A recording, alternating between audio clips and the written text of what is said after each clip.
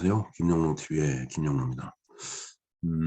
오늘은 3월 9일 제20대 대통령 선거일이죠. 예. 뭐 저는 정치학을 전공을 하지는 못했습니다. 전자공학 학부와 이제 석사 과정에서 제가 이제 전자공학을 했는데 그 전자공학 석사로서 박사과정을 사회복지학을 했습니다. 공학도가 인문사회 쪽으로 공부를 하다가 보니까 굉장히 어려움이 있기는 했었습니다. 그러나 이제 별 대과 없이 제가 2010년에 이제 그 박사과정을 이제 수료를 했었습니다. 그 수료하는 과정에서 이제 그때 당시에 이제 지방선거가 있었죠. 음, 그 지방선거가 있었기 때문에 이제 그 제가 사회복지학 강의를 들으면서 이제 남는 학점을 이제 채우기 위해서 사회복지학 쪽의 그 과목은 다 들었기 때문에 제가 법학하고 이제 정치학 쪽에서 이제 한 과목씩 그러니까 이제 다른 과에 가서 이제 공부를 하는 적이 있었습니다. 그때 이제 제가 정치학과 쪽그 교수님이 이제 그 당시에 이제 지방선거가 있었기 때문에 도시정치론이라는 과목을 개설을 했었어요. 정말 이 과목을 개설한 그 교수님이 이제 저희 그 영등포 신길 6동에 사시는 교수님이었는데 그 교수님한테 이제 한 학기 강의를 들었습니다. 그래서 이제 그때 배운 용어가 이제 몇 가지 있는데 이 정당일체감이라는 게 있죠. 영어로 파티 아이덴티피케이션이라고 하더라고요. 그러니까 파티가 정당이죠. 그다음에 일체감, 아이덴티피케이션이라는 건 이게 하나가 된다는 그런 뜻이니까 정당과 하나가 된다는 얘기죠. 이것은 즉 이념적인 어떤 그 괴를 얘기하는 겁니다. 그러니까 이념이 내가 좌파적인 이념을 가졌다, 아니면 우파적인 이념을 가졌다. 그런 것에 의해서 이제 결정이 된다는 얘기죠. 그다음에 이제 전망적 회고와 전망적 관점과 그다음에 회고적 관점이라는 게 있어요. 즉 전망이라고 하는 것은 정당의 그 정책이 내 삶에 경제적으로 도움이 되느냐 안 되느냐 이렇게 보는 거죠. 그리고 이제 회고적 관점이라고 하는 것은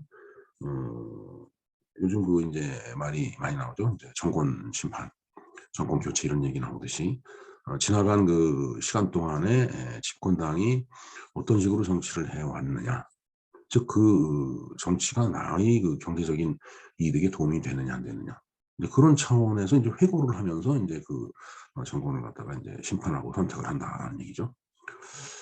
그러니까 전망적이라고 하는 것은 그 정당이 내건 어떤 공약 이런 것이 이제 전망적인 그 관점을 부추기는 그 요인이 되고, 그다음에 회고적 관점이라고 하는 것은 나의 삶이 지난 5년 동안 어땠었느냐, 지난 그 정권의 임기 동안 그런 관점에서 이제 이제 소위 투표의 심리가 결정이 된다는 얘기죠. 그다음에 이제 세 번째 이제 인물론이 있겠죠. 예. 정말 저 사람은 정말 훌륭한 사람이야. 그렇지 않은 사람은 뭐 이제 훌륭하지 않은 사람은 이제 저 사람은 곤란해. 뭐 이렇게 이제 선택을 하겠죠. 20대 대선 전망을 해 본다라면은 글쎄요. 뭐 제가 정치학을 제대로 전공을 못했고, 그다음에 그 지식 일천에서 뭐 정확한 그 대선 전망이 될 거라고 생각은 못하지만, 그러나 이제 한번 생각을 해본다면은 글쎄요. 제가 봤을 때는 이제 좌우에 이제 30%씩 그 지지자들이 이제 포진하고 있는 겁니다. 이것은 바로 정당 일체감을 느끼는 저 정당이 나하고 이념적인 좌표가 같다. 내지는 나는 저 정당이 좋다. 그런 생각을 가진 사람들이 좌쪽에도 한 30% 정도 되고 우쪽에도 한 30% 정도 된다라는 그런 얘기가 되겠습니다. 그래서 그야말로 한 정당이 폭망할 때 30% 정도 오르면 이제 뭐 밑바닥이라고 봐야겠죠. 19대 그 보궐대선이 그 우파가 얻은 그 지지율을 총 합산하면 한 30% 언저리쯤 될 겁니다. 그때 이제 많이 이제 우파 정당이 이제 엉망이 됐다라고 이제 볼 수 있겠죠. 그다음에 이제 보면은 중도가 이제 40% 정도 되죠. 남는 게. 저 40% 중에 대부분의 그 유권자들은 그 전망적 내지는 회고적 판단을 한다는 얘기가 되겠습니다. 저 당이 그 정책이 공약이 나의 삶에 어떤 영향을 줄 것인가. 그것을 이제 선택을 하게 된다는 얘기죠. 그런 관점에서. 그다음에 이제 회고적 관점이라고 하는 것은 지난 그 임기 동안에 내가 얼마나 고통스러웠나, 아니면 내가 얼마나 즐거웠나, 이런 거에 의해서 지지 정당은 이제 선택을 한다는 그런 얘기가 되겠어요. 그다음에 인물론이라고 하는 것은 전 아주 그 일부분이라고 생각합니다. 정말 저 후보가 훌륭해, 아니면 저 후보가 엉망이야. 그렇게 생각하는 사람들은 그렇게 많은 숫자는 아닌 거라고 이제 보여집니다. 물론 제가 드리는 말씀이 틀릴 수도 있습니다. 일단 그걸 전제로 해서 말씀을 드리는데, 제가 볼 때는 이제 이런 정도의 그 분포를 갖고 있을 거다라고 이제 생각을 하는 겁니다. 네, 따라서 정치에는 왕도도 중도도 없다라고 저는 말씀을 드리고 싶습니다. 중도가 40%라고 이제 그 위에 기록이 돼 있는데, 저 40%는 국민의 입장이지 정치하는 그 정당의 입장은 아니다라는 얘기죠. 그러니까 이 첫 번째 보면 선명성을 보이는 정당이 가치 있는 정당이다라는 그런 얘기를 합니다. 저는 뭐 제가 젊었을 때지만은 그 박정희 대통령의 그 유신 정권에 맞서갖고서 엄청 그 이제 민주화 투쟁을 한 사람이 있죠. 바로 김영삼 전 대통령하고 이제 김대중 전 대통령이에요. 그때 당시에 그때 당시 야당이 이제 패색이 짙은 때가 한 번 있었어요. 근데 그때 김영삼 전 대통령이 그때 당시에 그 뭐 당대표나 당수 이런 그 위치에 있었는데, 제가 참 어린 나이지만 그때 당시에 그 당대표가 어떤 입장을 취할까라는 하고 그 이제 그 다음 날인가 그 자신의 입장을 그 표명하는 데 보니까 자기는 선명한 야당의 색깔을 보여주겠다. 그렇게 딱 선언을 하더라고요. 그러니까 선명성이 없는 정당은 가치가 없는 정당이라고 저는 봅니다. 그러니까 나는 우리 정당은 우파적 시각을 갖고 우파적 정책을 갖고 우파적인 그런 입장에서 이 정치를 펴겠다. 이런 것을 명확하게 보이면 우파는 그렇게 집결한다는 얘기입니다. 바로 여기서 그 오른쪽에 30%. 만일 이런 선명성을 보여주지 못하면 이것도 엷어지겠죠. 20%, 10% 이렇게 떨어지겠죠. 그래서 이제 중도를 쫓는, 가운데 길을 쫓는 정당은 생명력이 이제 취약해지는 거죠. 네? 글쎄요, 저 40%를 잡겠다라고 이제 우리나라 보수 정당이 이제 한동안 굉장히 애를 썼었습니다. 근데 그때 저는 이제 이런 얘기를 했습니다. 표에서 설명을 드린다면 이게 가우시안 분포죠. 이 자연계에 있는 모든 그 어떤 그 자연 상태에서 분포, 그것은 이 가우시안 분포 이런 모습을 다 보이고 있는 거예요. 어느 한쪽이 이렇게 툭 튀어나오고 이런 거는 있을 수 없다는 얘기죠. 그러니까 좌우가 이제 어느 정도 대칭이 된다라는 얘기예요. 누가 뭐라고 하지 않아도 세상은 그렇게 만들어져 있고 그런 분포를 보이고 있다라는 그런 얘기죠. 인간의 심리도 마찬가지고. 그래서 이제 이것이 이제 가장 정상적인 가우시안 분포인데, 이 람다를 이제 10으로 이제 간 거죠. 람다를 10으로 갖고 있는 그 곡선을 그려보면 가우시안 분포가 이렇게 나타난다는 얘기입니다. 람다 4를 보면은 이 오른쪽 끝이 가운데로 가갖고 이렇게 다시 올라가네요. 그러니까 가우시안 분포가 이런 것이 람다 4가 되면은 이런 식으로 이제 분포가 된다는 얘기죠. 그리고 람다 1이 되면은 이런 식으로 분포가 된다는 얘기예요. 그러니까 정당이 이러한 선명성, 이 오른쪽에 있는 선명성 내지는 왼쪽에 있는 선명성을 보여주지 못하면 그래서 나는 중도를 잡겠어 해서 중도를 갖다가 끌어들이는 그런 정강 정책을 갖다 자꾸 보여주면 이 국민들은 다시 그 정당이 선택한 그 중도, 여기서부터 다시 가우시안 분포를 그린다는 얘기예요.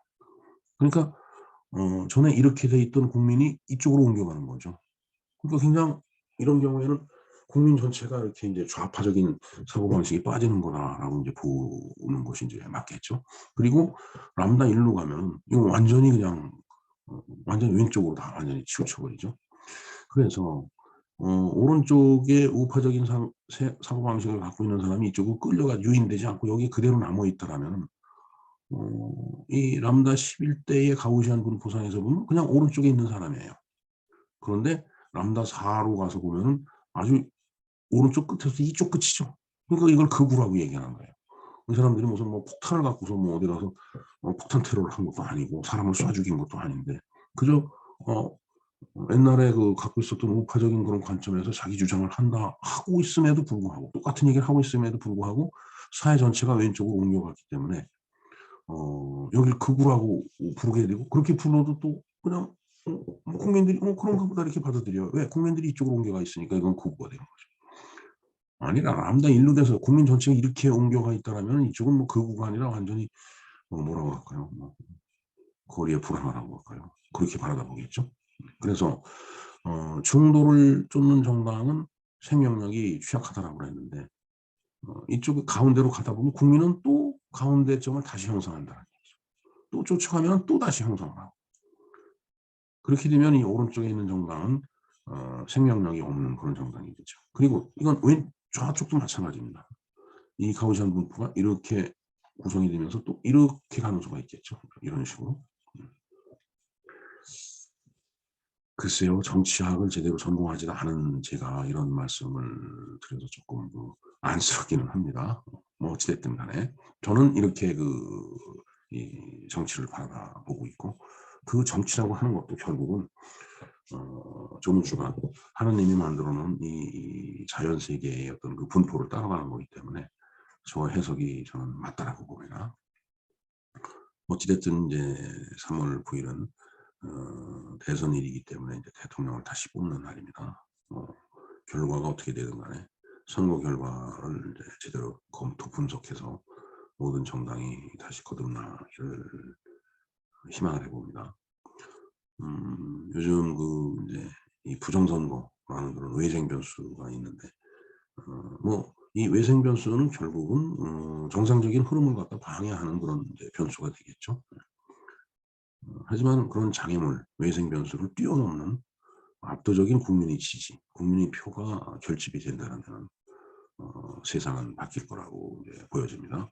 글쎄요, 뭐 어느 쪽으로 결정이 나는지는 모르겠습니다. 물론 제 나름대로 생각하는 부분은 있지만은 뭐 제가 그 정도로 전망치를 딱 내놓고 얘기할 정도로 정치에는 조예가 깊지 못하다라는 그런 말씀을 이제 드리면서 여기까지만 언급을 하는 걸로 하겠습니다. 네, 인물론. 다시 한번 인물론을 볼까요? 지금 20대 대선에서 이제 출마한 14명의 이제 후보들이 있습니다. 물론 이제 집권당과 이제 제1야당이 이제 가장 크게 이제 격돌을 하게 되겠지만,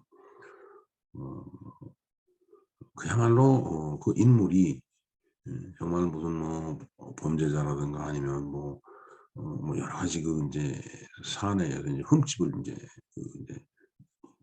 갖게 되는데 그걸 보는 국민은 그렇게 많지 않다라는 얘기를 좀 드리고 싶습니다. 네.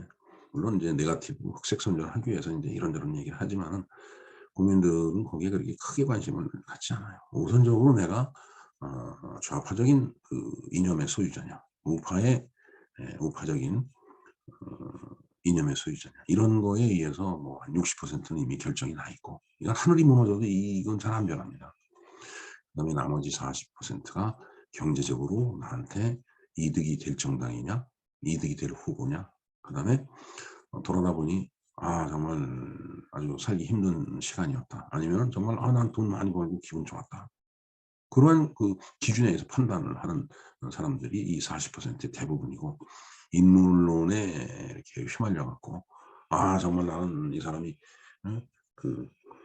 인격적으로 고민해서 나는 이 사람을 찍을 거야. 그런 생각을 하는 사람은 그게 이제 일부분이다라는 그런 얘기를 해보겠습니다. 그래서 그런 얘기가 있죠. 뭐 어느 지역, 특정 지역에다가는 부직행위를 갖다 꽂아놔도 당선이 된다. 그러니까 옛날에 그런 일이 실제로 있었습니다. 후보가 뭐 일이 잘못돼서 감옥에 수감이 돼 있는데 옥중에서도 당선이 된 케이스가 있어요. 그거는 옥중에 있는 그 사람을 지지한 게 아닙니다. 바로 그가 속해 있는 정당을 지지한 거예요. 그래서 투표의 심리학에 보면은 분명히 그 어떤 그 정당의 정강 정책, 그다음에 나한테 경제적으로 이득이 될 거냐, 아니면 지난날 얼마나 고통스러웠느냐, 이런 거에 의해서 결정이 되지, 후보자 그 인물, 그 사람의 됨됨이, 뭐 우리가 뭐 그런 말을 많이 하지만은 그런 거에 의해서 좌우되는 그 유권자는 그렇게 많지 않다라는 말씀을 드려봅니다. 네, 이렇게 3월 9일 그 대통령 선거에 대해서 나름대로 투표의 심리학이라는 그 이제 측면에서 몇 가지 사항을 알아보았습니다. 예, 김영로 TV 김영로였습니다. 감사합니다.